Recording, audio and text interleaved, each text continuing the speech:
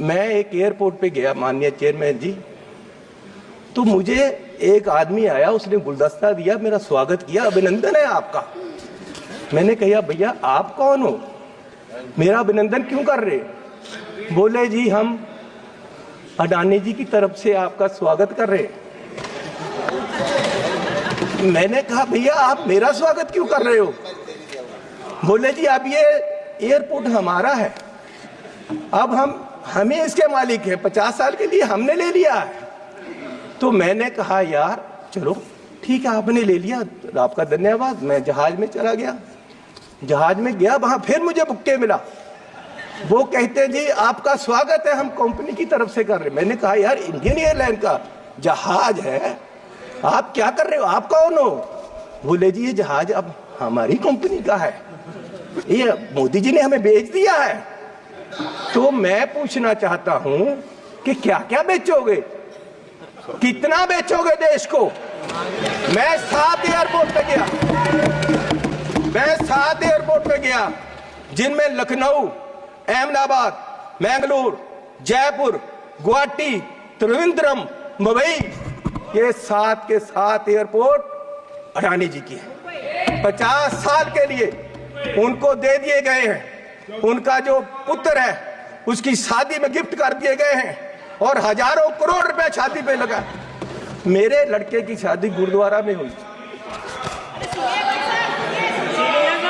सुनो सुनो सुनो माननीय चेयरमैन जी, मेरे लड़के की शादी गुरुद्वारे में हुई। आज तक पुलिस पूछ रही है कि लंगर में क्या क्या पका था, दाल कितनी लगी थी, और जो लंगर बनाने वाला उसको कितने पैसे दिए गए। आज तक 2 साल से पुलिस पूछ रही है मुझे, और इस शादी में हजारों करोड़ रुपया लगा है, और प्रधान जी बुक्के लेकर जा रहे हैं, प्रधानमंत्री जी, और उनका स्वागत कर रहे हैं। गरीब को लूटा जा रहा है, गरीब के पास खाने के लिए पैसा नहीं है, और प्रधानमंत्री जी वहां बुक्के लेकर हजारों करोड़ की शादी में जा रहे। कोई बात नहीं, क्या क्या बेचोगे? सारे एयरपोर्ट, जहाज बेच दिए। आप देश की संपत्ति के कस्टोडियन हो, मालिक नहीं हो। आप इसको बेचने की गलती मत करो, देश बर्बाद करने की मत करो। आप अपने आप को स्टेट्समैन बोलते हो, आप अपने आप को देश के बहुत बड़े खैर ख्वाह बोलते हो, और देश को बेच रहे हो। गरीब आदमी कहां जाएगा एक दिन? प्रधान सेवक जो हार समझकर पहना था, गला अपना सजाने को, वो नाग बनकर बैठे हैं गला काट खाने को। माननीय चेयरमैन जी, ईस्ट इंडिया कंपनी आई, उन्होंने पहले व्यापार पे कब्जा किया, ईस्ट इंडिया कंपनी ने, और व्यापार के माध्यम से देश की सतह पे कब्जा कर लिया। इनमें और अंग्रेजों में कोई फर्क नहीं, सिर्फ कलर का फर्क है। ये भी पहले सतह पे काबज हुए, और फिर सतह के माध्यम से आज ये देश की राजनीति के माध्यम से पूरे देश के व्यापार पे अपने आदमियों का कब्जा करा रहे हैं। और मोदी जी उस समय बोले थे 14 में, जब सरकार बनी नहीं थी, डॉलर की कीमत ज्यादा होने से जो रुपया गिरा, उसके बारे में मोदी जी ने उस समय बोला था क्या कारण है कि देश का रुपया पतला होता जा रहा है, ये जवाब देना होगा आपको। देश जवाब मांग रहा है, समझ नहीं आ रहा प्रधानमंत्री जी गिर रहे हैं या रुपया गिर रहा है। कभी कभी तो लगता है कि रुपए की और सरकार के बीच कंपटीशन चल रहा है, कि सरकार ज्यादा गिर रही है या रुपया ज्यादा गिर रहा है।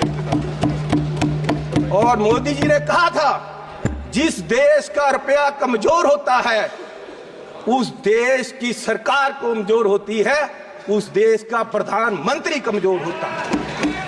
मैं आज कहता हूं कि आज देश का रुपया कमजोर हो रहा है, आज देश की इकोनॉमी डूब रही है।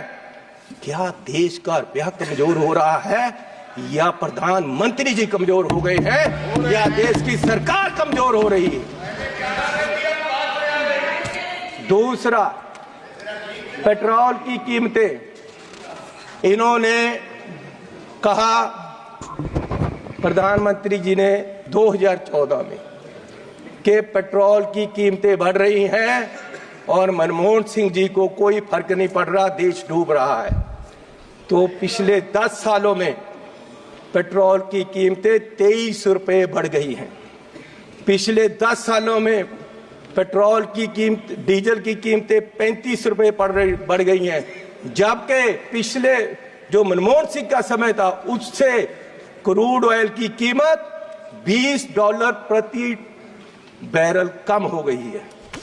तो मैं पूछना चाहता हूं कि ये पेट्रोल बढ़ रहा है या आपकी कंपनियों की, आपके आमदनियों की आमदन बढ़ रही है? क्या बढ़ा रहे हो?